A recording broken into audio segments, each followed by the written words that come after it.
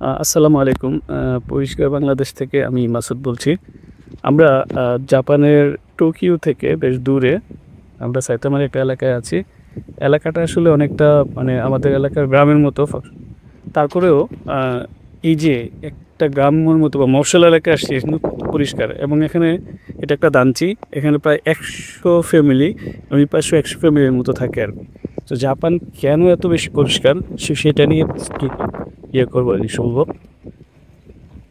So আমার সাথে আছে সোহেল মজুমদার। আসসালামু আলাইকুম। পরিষ্কার বাংলাদেশ।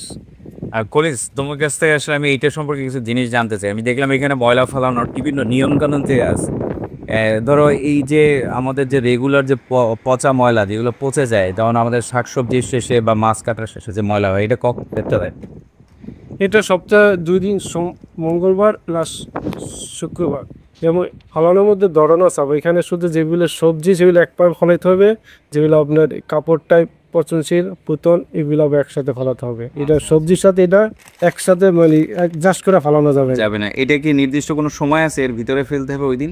হ্যাঁ, সকাল 8:30টার মধ্যে এখানে 8:30টার মধ্যে তারা নিতে আসবে। এই 8:30টার মধ্যে রেখে দিতে হবে। তারপরে যদি ফেলানো যাবে না, যদি ফেলাই তাহলে কি হবে? জরিমানা হবে অথবা নিজ দায়িত্বে নিজের বাসায় রেখে দিতে হবে। কার জন্য কারো সমস্যা না হয়, তুমি এখানে ময়লা রাখছো গন্ধের জন্য, আবার 5 দিন পর আসবে গন্ধ হবে, এই গন্ধ যে আরেকজনের সমস্যা না হয় সেই জন্য নিজ দায়িত্বে রাখতে হবে। আচ্ছা, এই ময়লা ফেলানোর জায়গাটাকে এইটা দেয়া কেন? এটা দেওয়া যেন কেউ যেন আউটলোক যারা এখানে থাকে না, অন্য লোক যেন এখানে না দিতে না রাখতে পারে। তবে যে কুকুর টুকুর বা এটাও আছে, কুকুর কাক যেন এটা তারা এখান থেকে ঠুকায় যে না নিতে পারে, এটা ছড়াইতে না পারে। আচ্ছা, ঠিক আছে। তার মানে একটা সুন্দর একটা নিয়ম করা আছে। আবার যেমন আমাদের প্লাস্টিকের জিনিস টিনিস এগুলো, প্লাস্টিকের জিনিসটা আপনার এটা একদিন সপ্তাহে বুধবার ফালানো যাবে। এই প্লাস্টিক আবার ধরন আছে আপনার, এই যে কড়াই পাতিল এগুলো একসাথে ফালাতে হবে, বোতল টাইপ একসাথে একই দিনে ফালানো যাবে, কিন্তু আবার পাতিলের সাথে করা যাবে না, বোতল একসাথে করা যাবে না, এটা আলাদা করে ফেলতে হবে। ফেলাতে হবে। এতে উপকারটা কি হয়? তাদের রিসাইকেল করতে সুবিধা হয়, এটা আমার রিসাইকেল আমার হবে, তাদের আবার রিসাইকেল তাদের সময় বাঁচে, রিসাইকেল করতে সুবিধা হয়। যদি না ফালায় তাদের আবার জরিমানা করা হবে। একসাথে যদি ফালায় তারা যদি বসতে পারে, একসাথে ফালানো হচ্ছে ওই ফ্যামিলি থেকে, ওই ফ্যামিলি তাকে আবার জরিমানা করা হবে। এখানে আবার আপনার ইলেকট্রনিক সামগ্রী আছে, ওইটা ওই দিন ইস্যুতে ফালাতে হবে, এটা সেটা অ্যাডজাস্ট করা যাবে না। এটা আচ্ছা, আমি আমার এখন এটা আমাদের যেহেতু একটু ক্রিটিক্যাল বুদ্ধি থাকে, আমি বললাম যে আমার ইচ্ছা হলে আমি ফেলে দিয়ে গেলাম, কিন্তু সে কিভাবে এটা ধারণা করে যে কে ফেলছে, নাকি আদৌ আসলে কেউ ফেলেই না? ফলে এটা তুমি 1 দিন 2 দিন তারা এটা চেক সবসময় নজর রাখে কমিটা।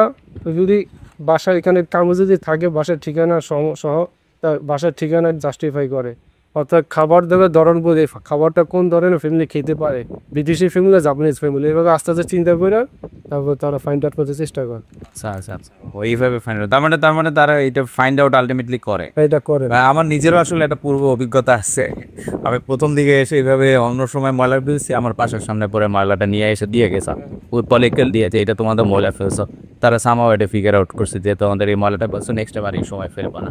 তো এটা প্রথমভাবে